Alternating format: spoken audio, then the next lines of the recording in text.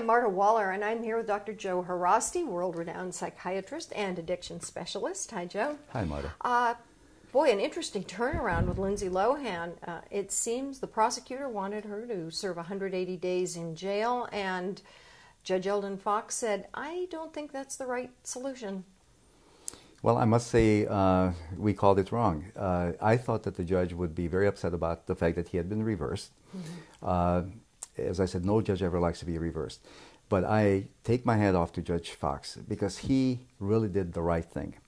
He let his ego, he set his ego aside, even though he had been reversed, and he decided to do the right thing, what he thought would be best in Lindsay's best interest, i.e. that she should continue a rehab and she should finish the rehab and she should be there long enough to really benefit from it. And I understand that he's giving her the 90 days that Judge Revelle had talked about some time ago. And even though she spent a month already, she has another 90 days of rehab at Betty Ford, which I think is the best thing that anyone could have done for her. I am very, very pleased to hear that. And I take my hat off. I am very impressed with Judge Fox's humility, the fact that he was able to set his ego aside for the benefit of his, not his patient, but the person who was before him. Right. And he's genuinely concerned about her well-being. You know, it's interesting because he said until at least January 3rd and yes. probably until the 25th because exactly. it'll be another 90 days. Exactly. And he said he particularly wanted her there through the holidays until after the New Year's because that's the period of time when, if it's going to go wrong, that's when it'll go wrong. Absolutely. I could not agree with him more. For all of us, you know, the holiday time is very difficult. We've talked about the holiday blues. We've talked about seasonal affective disorder, seasonal depression, which really hits all of us, especially people who are living at the higher latitudes. But even people who live at the 34th parallel, which is Los Angeles, it hits us pretty hard, especially when we go through 7 days of steady rain. And just the partying and the yes. people saying yes. there's a party here, there's a party there, yes. Yes. you've been locked up. Right. The other thing is, and he made an interesting comment. At first, when I first read his comment about, you know, I don't want another train wreck, then he said something interesting. He said, there's nothing better for a celebrity than a train wreck. And he said, and I don't want another train wreck here. He almost said to her, you are your own worst enemy. You know, this, but you can also get all kinds of notoriety, and right. I'm not going to let this happen to you. Right. No, I am very, very impressed with Judge Fox's decision. Again, he is a seasoned judge. He has dealt with a lot of celebrities before in his courtroom, and he understands chemical dependence. He understands addiction, and he is really trying to do the right thing for everyone who comes into his courtroom who has a chemical dependency problem. Oh, this is sort of parenting in absence of parenting for her. Yes. It really is. And, you know, Lindsay has had several train wrecks. She doesn't need another one. And Judge Fox saw that. And Judge Fox essentially is acting in loco parentis because she has not had parents. Her parents have been a mess. Their own narcissism, their own ego has taken precedence over anything else, over all of their children. And as we said before, unless Lindsay really takes a look at herself, unless she does some real soul searching, which should include changing her manager, which happens to be her mother, and finding someone who is not part of her family, someone who is totally separate, and her mother should, for the first time in her life, be a real parent, a real mother to her. And the same goes for her father. You know, Lindsay is quoted as having said, you know, the rehab is going to destroy my career. You know, her clothing line, she says, is failing because I'm not there. I can't promote my movies. I can't be in my movies. It would seem to me that until she can get to the root of what is really destroying her career, she won't have a career. Exactly. Yeah, she is. This is the speech of someone who is immature, who is still in denial, and where the drugs are still talking to a certain extent. And it's woe is me. Look at what you're doing to me. It's you. It's your fault. It's someone else's fault. It's everybody's fault. It's the hangers-on, the parasites, my parents, Judge Fox, everybody except me. How long does it really take then to, and not for, I mean, everyone has their own timetable to how long it takes to actually break through, but you really do have to be, as we've said, not in a coddling environment, but in something right. that's a little more austere, like yes. Betty Ford. Yes. But how long before you can really, realistically say that someone has been far enough away from isolated before you can start to realistically break through that shell? Well, Marta, everyone is different. Everyone has a different timetable.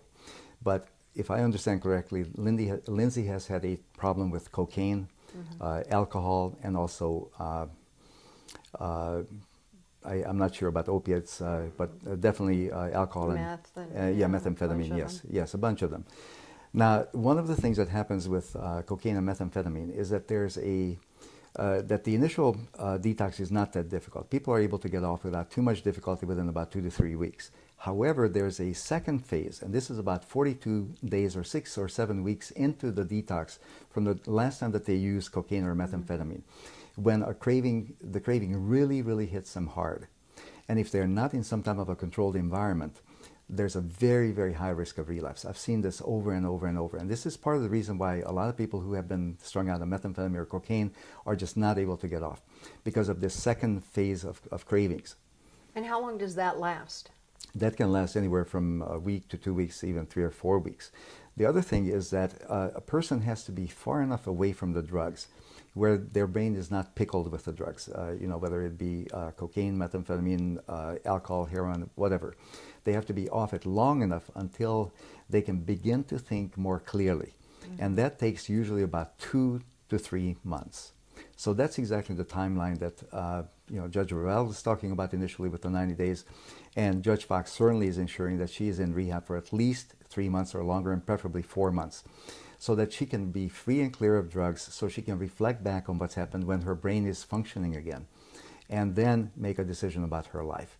And she needs to stop pointing fingers at everyone else. She needs to look in the mirror. The problem is her. It is pretty amazing, and this is a little bit off the beaten path, but not really. When you figure that some of these people have taken drugs for years and years, or been alcoholics for years and years, and within a couple of months, they can actually be thinking clearly. They can get the drugs far enough out of their systems. They may have liver damage that needs to be resolved, but they can actually, your brain can actually recover enough to get you thinking clearly again. Yes. I mean, that's a pretty remarkable thing that your body can do. Oh, yeah. No, the human body is just absolutely amazing. Our ability for healing is just tremendous. And basically all doctors, therapists, KDACs, all we do is we facilitate a person's natural tendency toward health. That is all of medicine is what's about. And this also includes surgery.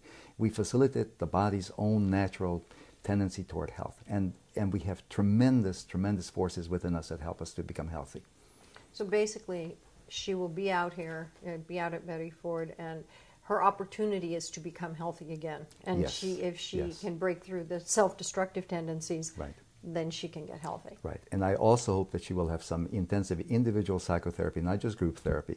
The group therapy is great. The 12 steps, relapse prevention, identifying your triggers, coming up with different alternative ways of coping, etc. Those are very important. Working through your steps, at least the first 3 steps of the 12 steps of AA, she needs to work through. And hopefully she'll begin to work on step 4, where she'll start taking a fearless moral inventory about herself and so on. But equally as important, if almost not more so, is to also receive individual psychotherapy to look at her inner demons that she's been running away from all this time. She doesn't like to deal with her emotions, which seems like a paradox for someone who's a great actress. But she is running from her own true feelings. She will take on anyone else's persona. She is a tremendous method actress, whatever. She can become whoever. She's like a chameleon. She can become whoever she wants to be, except she cannot face Lindsay Lohan's inner demons. Well, we wish her well, and I think that it'll probably be pretty quiet for the next couple of months. So yes. We'll have to find new topics, right. But let's hope that when she does come out, she will be much, much better. Right. And until then, we'll come up with some new ones. Okay. And until then, I'm Marta Waller. And I'm Dr. Joe Haraszti. Thank you so much for joining us. We'll see you next time.